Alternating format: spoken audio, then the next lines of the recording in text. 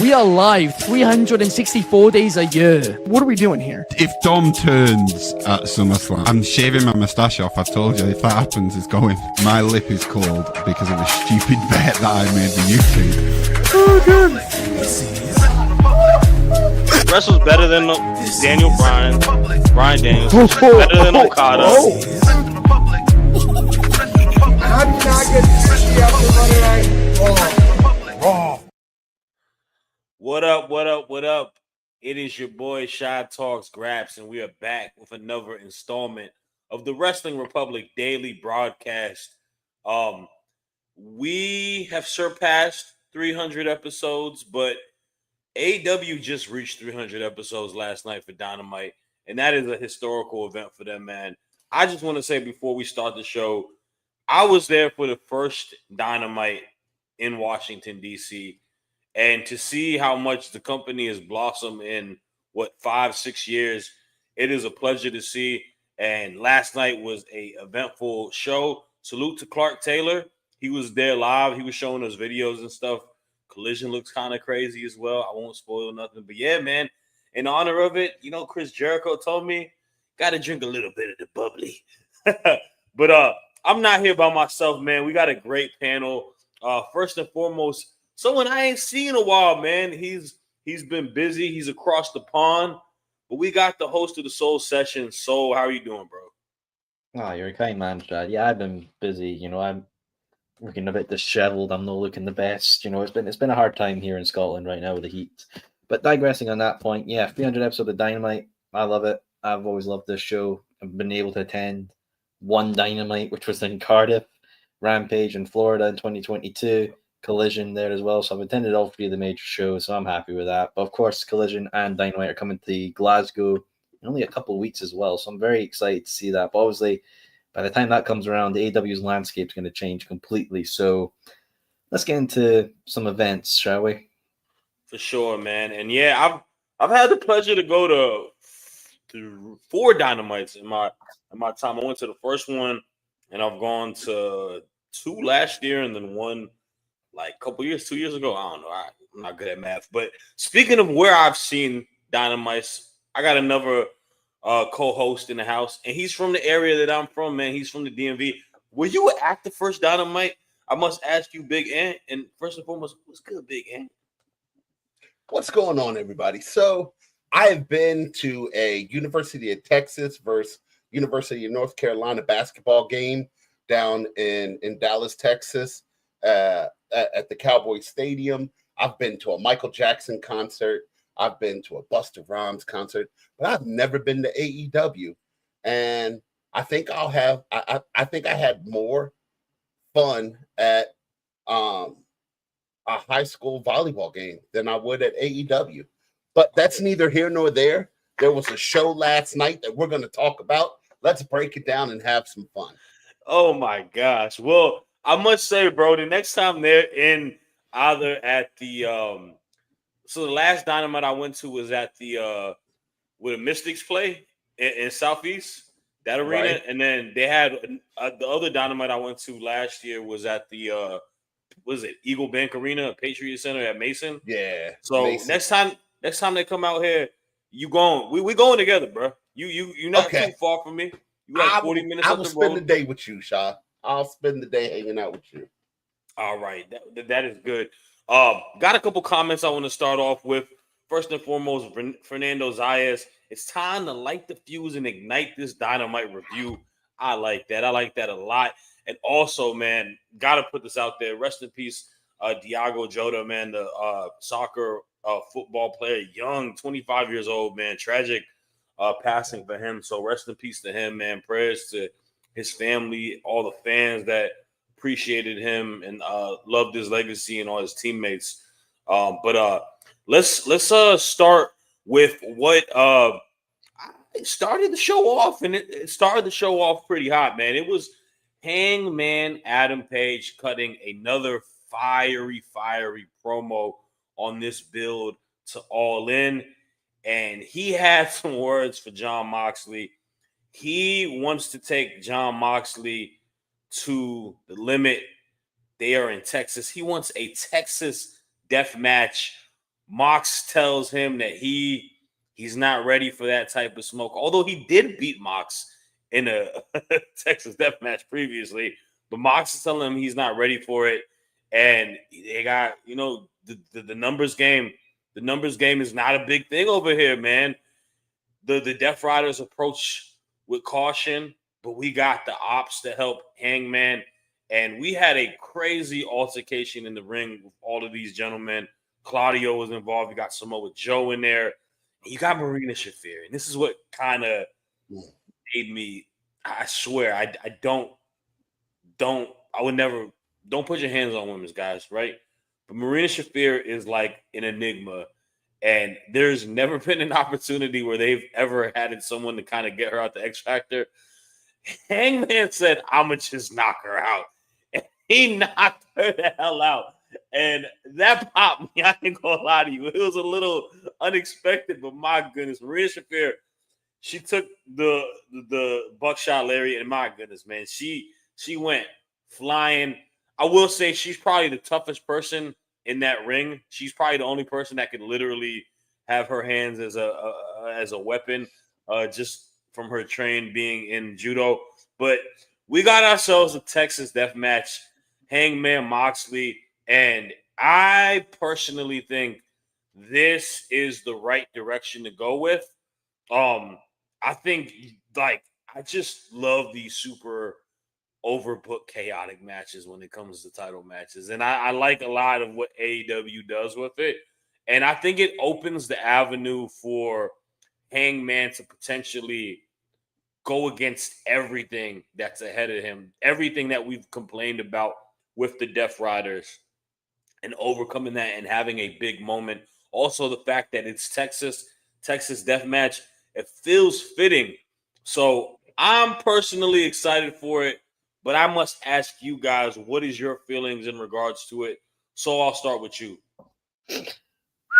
Wow, this was perfect. Best segment. I loved it 100%. No complaints. Let's get into some things. Obviously, Hangman and Mox have faced before in a Texas Death Match, Revolution 2023, and obviously Hangman got the win by choking John Moxley out with the chain over the top rope. What's different now that Moxley would be like, "Hey, I'll take it. I don't care. I know you," and not even really bring up the defeat before? Well, the Death Riders. Moxley knows that this is like his avenue to have all of his guys, Yuta, Cesaro, Claudio, and Marina just to come in and beat the house down. But also it's like the way we know WrestleMania 41 was going to have a chaotic ending with the Bloodline rule stipulation. So I fully expect like the Ops to interfere. I fully expect Gabe Kidd. I fully expect Ospreay. I fully expect the Bucks. I fully expect Swerve, and I expect the returning Darby Allin to get involved. Because to culminate all this with a Texas death match in Texas, like Hangman has to win. I would be 110 and 50,000 million% shocked if Hangman does not walk away with the championship at Texas. I would be very, very shocked. All in all, I love the segment. I have really absolutely no complaints of it. I think Hangman was great in it. I think Mox was great in it. Buckshotting Marina Shafir, I mean, bloody entertaining. I thought it was bloody brilliant. I loved it. And isn't that like the ultimate sign of equality, of just allowing guys and women to just beat each other up in a ring? I mean, I remember what Batman said in like one of those animated shows, like the hammer of justice is unisex. And I was like, all right, fair it is. And Mox is like, Hangman's like, hey, I'll take out Marina. I'll take her out with a buckshot. If I could do that to Marina, what am I going to do to you, Mox? I'm going to be 10,000 times worse. But yeah, I'm full for it. I love it. Yes, bring on Texas. I'm ready for this. Come on. For sure. And I mean, come on, we come from a place where we saw the Dudley Boys powerbomb Mae Young through a table, right? We see it worse multiple times, right? Trish, a lot of them. Stephanie McMahon probably done took more bumps than a lot of people have in her time frame. Yeah, remember when Dixie Carter got put through a table by the Dudleys? I mean, come on. Yep. Yeah, I know, man. That's the Dudley Boys are notorious for it. Bubba Ray looked like a madman doing that. But I definitely I agree with you in the standpoint that the build, like, to me, this has been the most compelling Death Rider story thus far. And I think a lot of that goes to the credit of Hangman. Like I truly think that he is one of the best storytellers in professional wrestling. I think he knows how to sell you a reason.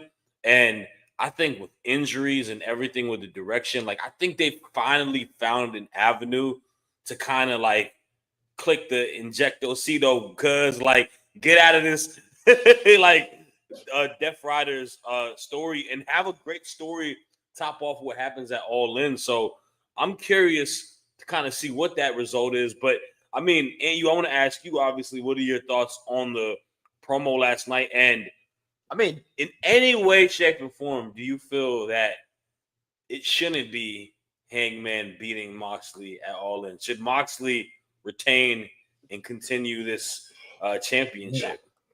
No. That there's no direction for the Death Riders. So I feel like they've just caused chaos and kept the World Heavyweight Championship off of TV for long enough. As both you guys said, Hangman Page has been cutting some of his best promo work that I've seen in a really long time. And I mean, it's fun to see that, but once again, the guy is committed 2 felonies in the past year. He's burnt down Swerve's house, and now he just assaulted a woman. So, I mean, I guess that's something to celebrate. It's going to be fun watching the main event of WrestleMania 40 in Texas, and I look forward to it. I mean, hey, people are fickle. I mean, if they're happy to cheer for Hangman Page, Buckshot Marina, and then there's people cheering outside a courtroom for Diddy with baby oil. I mean, people are very divisive in this day and age. Oh my I mean, hey, gosh! I'm just All saying. right. We're gonna divert. We're gonna divert this topic a little bit with some comments because we're not mentioning that man on the podcast. I can't believe he went there. That's I great. can't believe he went there, bro. That is pretty funny. Fernando Zayas says this was a fire promo from Hangman. We got a great comment here from Garrett Sorry saying that he can't wait to see Marina's singles career. That is somebody that is like in such a compelling place because I feel like the Death Riders, if they did anything beneficial, I think it was to kind of create and establish Marina more as a serious like character to take, right? Because like I'll be real with you, prior to that, Marina was getting spammed with that bad promo she had with the fedora. Like people were just saying that she can't cut a promo, she got no personality. You're 100% right. I mean, think about it. Remember when she was in the faction with Nyla Rose and Vicky Guerrero as a whole trio? And like that promo is bad as well. Like I ain't gonna defend it. It's a bad, terrible promo. But there's something that just changed about Marina. As soon as she appeared with Mox, remember that backstage segment, she just came out and was beside Mox and she felt credible. She felt like somebody who, by the slightest tweak of presentation, was elevated. By that sweetest little tinge of new presentation, she's became something more. I'm very invested to see what her and Chris Statlander is going to be. Because is that something we're going to see as a unit? I mean, personally, if I could book it, I would have Mox lose, and I would have Claudio become the new leader of the Death Riders, and they chuck Mox out. And Mox is not seen for a good while. I think Claudio could be a very good leader for a faction because not only is he a good wrestler, he's multi-language ability as well, so he could be very threatening in multiple kinds of tones. But he does give off very imperialistic vibes of court martials. If you create a character like that, I would be for it. I have not. We want to talk about promo ability kind of lacking. I personally I really like I like Claudio. I've never seen him be like a promo guy. Like he's always kind of been a little. It's weird. First. He's action first. He looks the part. Like the dude looks like a serious threat. It's always just been the being able to cut a promo character wise. Like I wouldn't say it's bad, but like I don't know, as a leader that would be compelling to see. Marina and Stat as a unit would be pretty badass though. I'm not gonna lie to you. I want to see Marina. I want Marina to be the one to start being the downfall of Mercedes Moné. Marina Shafina should be the first one to take like a credible belt from her and start that downfall. I think she's earned that. I mean, there's a lot of women that should take belts from Mercedes, but I think Marina should be the catalyst, that start. Okay. Well, I want to go through a couple comments, but we have a good segue right there because that is our next topic. But I want to put Fernando also saying he thinks that Darby and Kingston return during this match.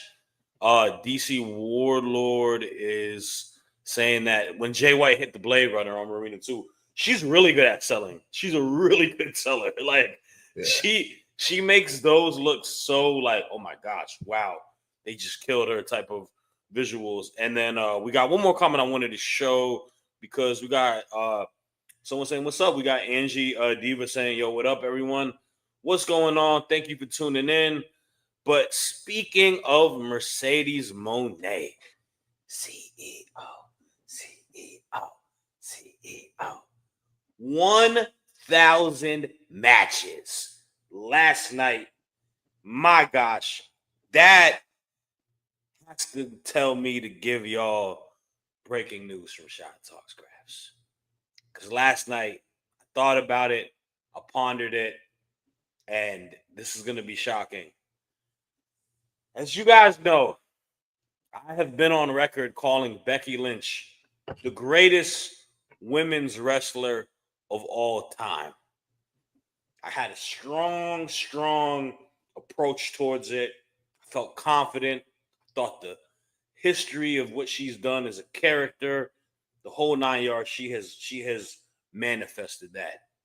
I am here today, July 3rd, 2025, to take away that nod from her. The new GOAT of wrestling, the greatest women's wrestler of all time, is officially Mercedes Moné, formerly known as Sasha Banks. The woman don't miss. She is on a generational run. The greatest matches that she's ever had has been happening on this run post WWE. And by God, she is now the GOAT in Shad Talk Graphs' mind. But her and Mina Shirakawa had a match last night. Just had to put that out there first because I want to get people mad because everyone calls me Mercedes Glazer. Her and Mina tear the roof down. It was a great match for the TBS title. This is leading up to this build for All In. Got Tony Storm looking at it, and Mercedes comes out win. You know, she don't lose. She comes out with another dub, maintains that title. And I thought it kept Mina strong. Roll up win. Caught you when you didn't see it coming. And we're going in. TBS champ versus AEW champ still at All In. So I want to ask you, what are your thoughts on the match? And just don't make fun of me about what I said earlier, calling her to go. I mean, Chad, I completely agree with you. I completely agree. I'll get into that in a wee bit. The match itself, I actually thought this was better than their match at, I think, Wrestle Kingdom, where they faced for the Rev Pro title. I thought this was better than that match. Don't know what it was about it, but they have an insane kind of chemistry that I'm very invested in seeing them face off again in the future, maybe in an Iron Women's match. That would be very good to show an evolution of their history. So I think we should do that. No complaints about. Loved it. Let's talk about Mercedes and the TBS title. The TBS title obviously was introduced with Jade Cargill, who was the longest reigning holder of that belt and had multiple tons of defenses, but there wasn't really substance to those. They were quick squash matches. Obviously, it then went on to Chris Statlander, who did a fair job with it. Okay part. Julia then had the belt, didn't have the run of it, obviously, with injury, and then went to Willow, who everyone wanted to see with the belt, but then it went to Mercedes, and I think it was the right decision at the end of the day, because she has made the TBS championship on par with the women's championship in AEW. I think the women's belts in AEW have been booked very strongly. They're some of the best booked belts in the company. And I know AEW have done a pre-order for the replica title. I want a TBS replica title. I hope they have some when AEW come over Forbidden Door. I don't think they sadly will, because if they did, I would love to get a meet and greet Mercedes and have her sign that, because I link that belt with her now. I think she is the TBS champion. She is somebody that I look at and think that's somebody who holds that belt. And what it does for that belt as well, as I said with Sting and the AEW Tag Team Championships. Whoever then goes on to hold that will be known as the person who dethroned one of the most brilliant women's wrestler of all time. And people hate on Mercedes because she's successful. She's not in the company they want to watch. I don't care. You can see the fruits of her labor spreading across the company she's been in with, like Rev Pro, the German company, CML now, she'll probably do great stuff for as well. She's a beneficial part of wrestling. If you don't like her, you're just a hater and you're blind. My man, that's what I like to hear. And I feel like you were ready to just slam dunk on everything that I said real quick. I want to get your just thoughts real briefly because I know you had something to say about not Mercedes, but something about Tony Storm in this match. And I kind of wanted you to get that off real quick because I thought that was a compelling point. Step on up, buddy. I just feel like I feel like Tony Storm took away from the match. Once again, I thought the match as a whole was really good. As both of you said, Mina and Mercedes just have a chemistry together that works really, really well. Everything seems, timeless, right? Like their transitions, their moves, everything looks really well. But then they just kept cutting back and forth to Tony Storm staring off in the distance, looking like she didn't even want to be there. I don't understand what that was all about. I don't know how that added to the match and or the storyline. I've heard people say that it was Tony Storm concerned about how Mercedes is out there wrestling. Well, I mean, Tony Storm is beating Mina. So it's not like Mercedes Moné was out there beating someone that Tony Storm has never beaten. It really did nothing for me for the match. And like I said, it just took away from the two women that were in the ring putting on a banger of a match. Shad, I do have an issue with you saying that Mercedes Moné is the best female wrestler in the world, but that's for another show. We can talk about that later. But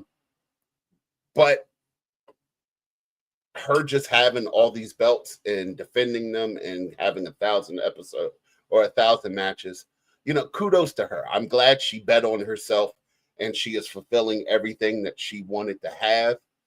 So you can't be mad about that. But no, Tony Storm ruined that match for me last night. And that's sad to say because usually I love everything Tony Storm does. As soon as she came out and, as soon as she came out, I'm like, timeless. I love it. I love her. But last night it was terrible. It was terrible watching her ruin that match just by doing nothing. And you know what? I will say this. If I was to have criticism towards it, I do feel like the build for their match is really off of the merit that we know that they're just going to tear the house down because they're two phenomenal wrestlers. But there hasn't really been there's been good parts to it, but there hasn't been an ongoing continuous build for it. And that is something I wish that would be brought into a little more. If you think about last week, how did last week start? Last week started with Mercedes Moné beating the holy heck out of Tony Storm. I mean, gave her the business. She did nothing. It's true.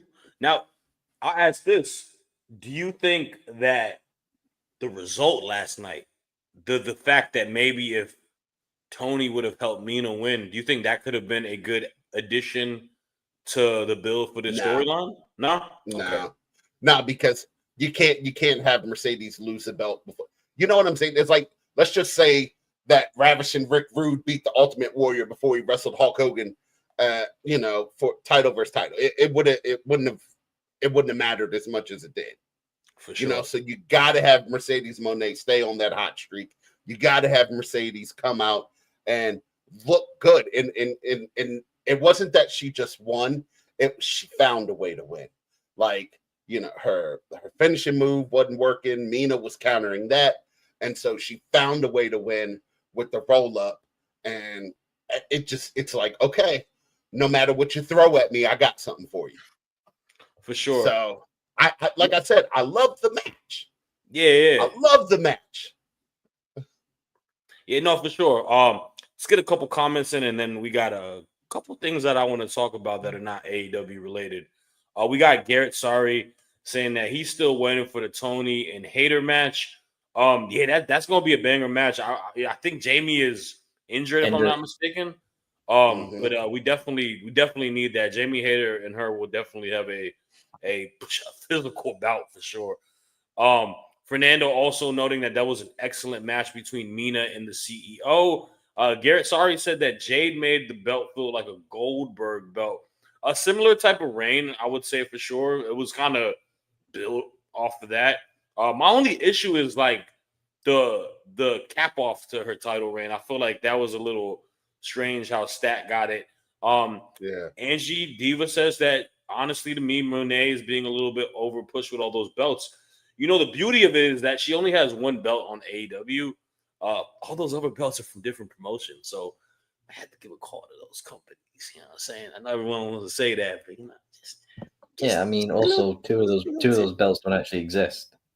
Right. All right, let's step away from the convo of AEW real quick, and let's talk about a couple things that is going on with Wrestling Republic. First and foremost, I want to talk about the Wrestling Republic Undercard channel. If you haven't already, subscribe to our second channel. It is called Wrestling Republic Undercard. You can find exclusive videos, clips, and much more.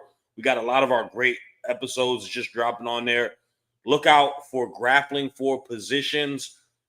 The man, the myth, the legend that is Drizzy had a very, very good episode that dropped a couple weeks ago. But today we are dropping a new episode with myself and the man, the myth, the legend, Philip Lindsay, man, from Grapsity. So y'all make sure you tune into that one. We went over the top 10 matches and all, I believe it was Revolution history. So that one is going to be a great one. Also, if you haven't already checked out another channel, it's for the Allison analysis. This channel has all of Ben's key findings from Raw, SmackDown, and many more. It is a dope channel. Ben is, he's going to give you something to talk about on that. So make sure you tune into that. And last but not least, if you haven't already, grab your phone. If you got an iPhone, go to the App Store. If you got an Android, get a different phone. Get an iPhone. But if you can't do that, go to the Google Play Store and go download the Itsy app. Once you do that, go to upcoming streams. You'll find this guy over here just arguing with everybody on there. You know, self plug. We got a room set up for Saturday. Come on, hang out with us. We're going to be talking about the week in wrestling, man. It's going to be a fun time. Just a little after 4th of July. Hang out. I know all the people overseas don't care about 4th of July, but even still, come on in, hang out. Dude, you can make fun of Soul. I'll get Soul to come hang out with us, and it'll be fun, man. Download the Itsy app. It's the best thing going. I mean, I would come over, but I don't think I can get into the country. Oh, man. I got connections. Right. I'll get you in. Oh, man. All right. Let's get to this next topic. We had a match going on last night. We had two matches going on last night. We had a 6-man match, but with the Young Bucks and Takeshita versus the good guys, which was Kyle Bandido and Paragon. Yeah, we got them. They get the win, the bad guys, followed by that. Get a little bit of a confrontation. Ospreay and Swerve fighting them off. And man, they followed up with a tag team match against Mortos and Dralistico, I believe, was the team they went against. And they got a win. And Swerve and Ospreay are a pretty good tag team, if I might say so. I think I was very impressed by the ending with the matchup of two different finishing moves. The Styles clash into the house call, and then the other one where it was I forgot the other move that was the Oscutter. Oscutter into the I don't know what Swerve calls like the other move that he does with the big pressure. Swerve stomp. Is it big pressure or Swerve stomp? Big pressure is the Fireman carry over one. Swerve stomp's the stomp. The stomp. Okay, yeah. Well, they got to win, and they confront the Bucks after, and we got ourselves a pretty big match for this tag match where if the Bucks lose, they got to give up the EVP titles. But if Swerve and Ospreay lose, they can't compete for that AEW World title for an entire year. That makes me super interested because those stakes can really lean either way. I want to ask you, and what are your thoughts on the match itself last night for the tag titles, or not for the tag titles, the tag bout, and more importantly, how do you feel about the stipulation between the Bucks versus Swerve and Ospreay? All right, so I mean, the match was as predictable as the sunrise coming up, right? Like we all knew Swerve and Ospreay were going to win. It was just a showcase for them to pull out the two finishing moves and show that there is some cohesion. So I like that. Now, do I think that their match with the Young Bucks is going to result in them not having a title opportunity for a year? No, because of the two. I mean, Swerve behind Hangman Page, Swerve and Ospreay are perennial title contenders, right? So I think that I think it's going to be a good match against the Young Bucks, but I mean, you got a super team here. You got Ospreay and Swerve Strickland. I mean, yeah, they're on paper they should beat everybody. So I thought it was a good match. I like how they're getting along. I hope they just give us a little dissension. I hope something happens where there's an inadvertent clothesline or an inadvertent super kick, and then they work through that and stay focused and finish the job at hand. I don't know. I mean, there's really not much to say about this match. It is what it is. Swerve and Ospreay are too good to take out of the title picture. So I don't see that stipulation affecting them at all. Yeah, nah, and I totally agree. You got to have them in the main title picture at some point. Can't go a whole calendar year without that. The Bucks can lose that title. They can kind of reinvent themselves in another manner. But yeah, it'd be a detriment to not having Ospreay or Swerve in that main title picture for a whole calendar year. I'm not gonna lie to you. The deception part of it, I hope it does kind of lead to that because Swerve looked a little bit like WTF, bro. Why are you putting this on me? Like, I don't want that type of stipulation. And Ospreay kind of just being Mr. He'd be drinking a lot of Monster Energy drinks, probably with all the red eyes he got to catch. Like, I will say though, I think the Bucks might win. Ooh. So there's a couple of reasons why. One, remember when Kenny and Hangman won the tag titles back in early AEW, and everyone was very confused why, because they were like two of the big stars they seemed to be building the company around. And what it really elevated those tag titles. And Ospreay and Swerve as a tag team holding those tag golds would be very, very, very fun. I think that would be very good. But the other thing I think of is one other element, that unified championship. If they want that to be seen as their secondary world title, which don't get me started, I hate the whole unified title thing. I hate the whole belt. I hate the look. I hate everything about it. What other way to make it seem very important if you put Swerve and Ospreay in that kind of contendership, that division for this new fresh belt? They want to be their secondary top guy belt. Do I think the Bucks will actually win? Doubt it. But I don't know. I think it could happen. I think there's a possibility that Ospreay and Swerve do lose. And if they do lose, they are going to be put into that unified division to help elevate that belt and give it a good kickstart. Because imagine we can get Ospreay and Swerve again against Kenny. Because I think Kenny's going to win that. I don't think Okada's going to win that. No offense, Okada. Sorry. You can call me a B word all you want. But yeah, I truly do think that there is a possibility they could lose because of maybe putting them in the tag division to start that up. or to be in that unified division. I don't think it's a bit of a worry because I think having them out of the world picture because the world title is still the top belt. I don't care what the unified belt is. I don't like the unified belt. I hate the belt. I think it should have never been existed. We should have just kept the international. But yeah, that's my thoughts. That's my 2 cents. Yeah, well, I you know what? We're gonna have to wait and see what goes upon it. Um, let's get to this last topic, and we got Big Ant back. Just a minor technical difficulty. Let's talk about the main event. Speaking of Okada, we got Okada. We got Kota Ibushi. And we got a historic rivalry going upon each other from what we saw in New Japan. We're in AEW now, and the temperature going in the entire week is like, will Ibushi deliver? Can Ibushi do what he's done prior to his time in AEW? And I think he silenced a lot of haters last night. I think Okada and Kota Ibushi had a stellar match. Was it in the same ballpark to what we've seen happen in New Japan when they were, I don't know, 7, 8 years younger?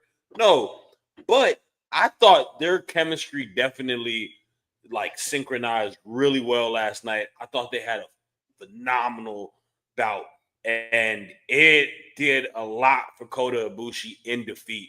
It's one of those cases where he lost the match, but he didn't lose the fight. Like he is going to be someone that they should definitely put in storylines, give him a sense of direction because the wash narrative can kind of be thrown away.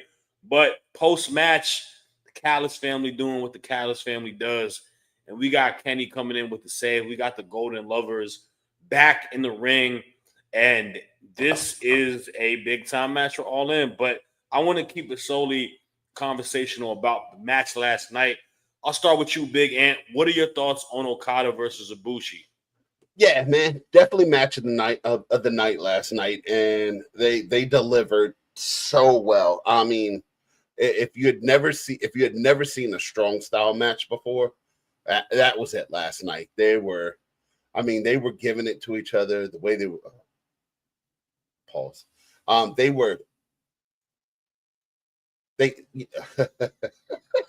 nah, man. Just Hey, yo. Man, come on, man. So the way Ibushi came out and the way he's moving around and everything, it's just good to see that the knee injury that hit him before isn't lingering, right? Yeah.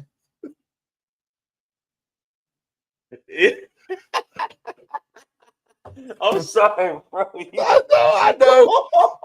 That pause really like made you destroy your train of thought. That was probably one of the funniest things I've seen on it. You want to tell me? Oh man! As soon as I said it, I was like, "Oh, here we go."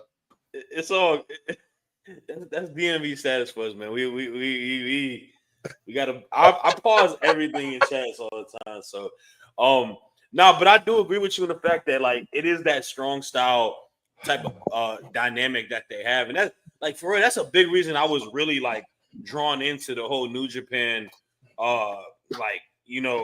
promotion during that 2016-2017 year. Sorry, come on, man. It was great, and also Okada is on a pretty good run right now. He's found like Okada, like I think you even said it earlier as a joke. So it's the whole he's found a bit of a character that translates to American television, right? You aren't gonna get the Rainmaker older. That's terrible. Like older within his career that you're gonna get in AEW now. It's just, Father Time is a real thing.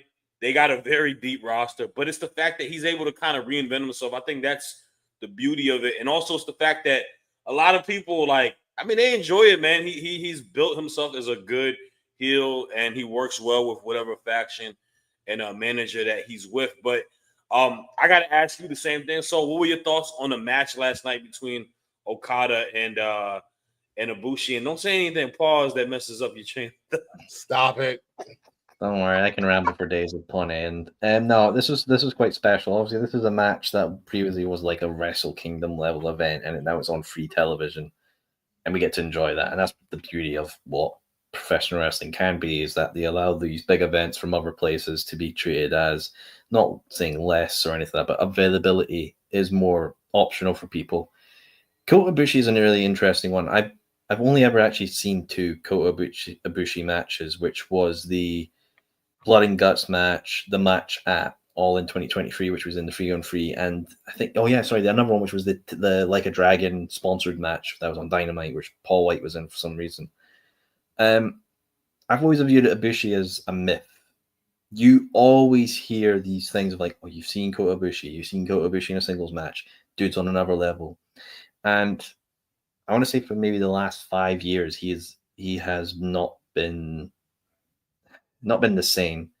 Definitely been somebody who has had a lot of injuries, a lot of issues, and this was like the moment of, oh, he's back, and he's going to prove himself against Okada. Yeah, he had the trench match, but the trench was all right. But it's Okada. You're stepping up from that to this level, and it's like, can you hang with that? And he hanged. I would love to see Kota Ibushi hold gold in AEW. I fully expect the Dynamite after All In, you're getting Golden Lovers versus Don Callis family in Okada and Takeshita. Heck, that could even be a Forbidden Door match if they want.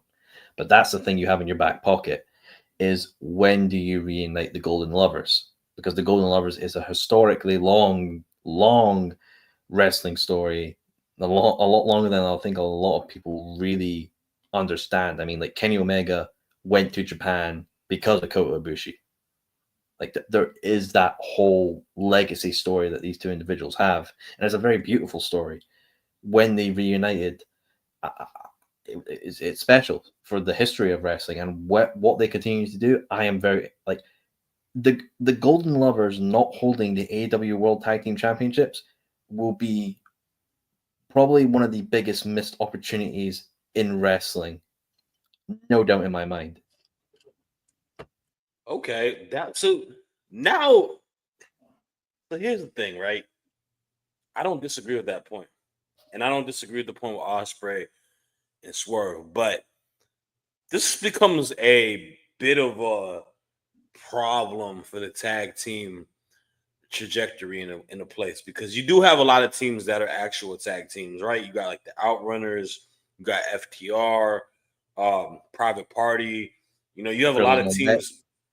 Yeah, Grizzled Young Vets. You got a lot of established teams in the division. It's kind of a similar, I wouldn't say problem, but a little bit of a problem that we're having right now with the Hurt Syndicate. It's the fact that it's two powerhouse teams. Who can beat a powerhouse team, right? Like, is there a lot of true tag teams, or are we going with a lot of OP tag teams? Because, like, you could sell me Ibushi and Omega versus the Hurt Syndicate, because I think the weight of that team can match them. You could put the same for Swerve and Ospreay if they wanted to become a team. But for these other teams, I'm just like, man, who's going to beat any of those three tag teams, right? It becomes a little bit difficult. Like, we're looking at the situation going in potentially in All In. Last night, it wasn't a part of the segment, but like Kevin Knight and Speedball, although Kevin Knight looked very, like, you wanted to root for him as a babyface because he showed a lot of heart, they got their asses kicked. Yeah. They stay getting their asses kicked.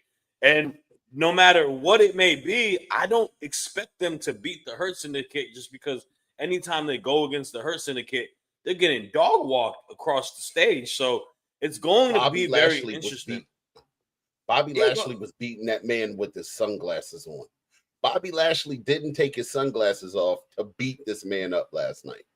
Like, I think it is a fair point that both of you bring up. Like, if just on physical presentation, like, I don't think a team like Top Flight could beat the Hurt Syndicate, because I think that would be very, like, it would have to end in shenanigans for them to get the titles. Don't get me wrong, I love Top Flight, but I think something on the caliber of like the Golden Lovers or the Murder Machines, or even heck, a massive super team like Swerve and Osprey are the more logical options, because I think that Hurt Syndicate, I would like to see them in the trios division. I know Cedric Alexander hasn't joined the company. He's doing stuff in TNA.